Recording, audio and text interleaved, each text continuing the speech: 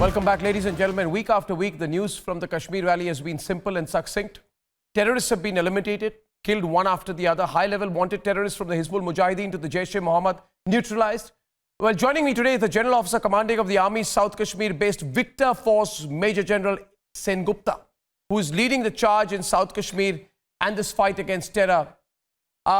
General, in the last 2 weeks, 22 terrorists have been eliminated in 9 operations in the valley. Is the army working with a new vigor to wipe out terror in the valley? Is this a clear message to those picking the gun?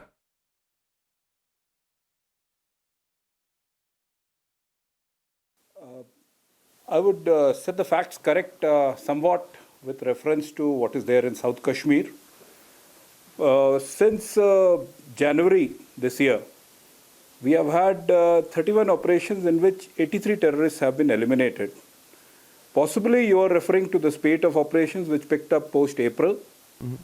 In this, I would like to bring out regarding the leadership that at least 3 sets of leadership of Hizbul Mujahideen, a set of leadership of Jaish-e-Mohammed, a set of leadership of Lashkar-e-Toiba, and a set of leadership of Ansar Ghazwat al-Hind has been successfully neutralized by the joint operations resulted by the synergy between RR units, the Jammu and Kashmir Police, and the CRPF.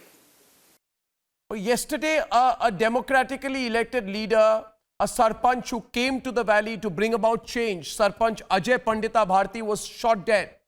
Is this messaging and coercion by terrorists to ensure public sentiment remains anti-forces, anti-India? How will you respond to this kind of a threat?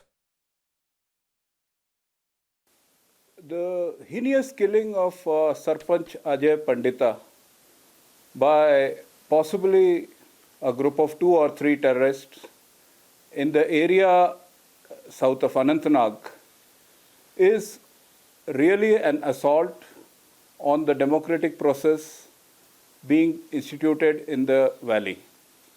It is also an attempt to bring about a religious divide where none exists. It is also an attempt to prevent development, to prevent peaceful development from taking place in the region.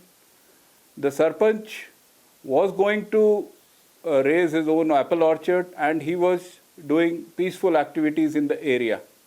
And he has been targeted possibly to send a message which is of desperation which exists in the terrorist ranks because of the obliteration of a number of their leaders in the recent past. Yeah, the LAT has taken responsibility for that. But my question to you is that obviously the terrorists are rattled, but what are you doing to provide protection to those, who are at the forefront of our democracy? Of course, you have to, on the one side, take on the terrorists, but what about protecting those who are working hand in hand to strengthen our democracy? Exactly. That matter seizes the entire security forces. There are certain pickets which have been established by Jammu and Kashmir Police and the CRPF, especially for protecting the minority, especially for protecting the vulnerable category of the population in various volatile sectors of South Kashmir. While we coordinate our efforts, we have ensured that these incidents are reduced to very minimal.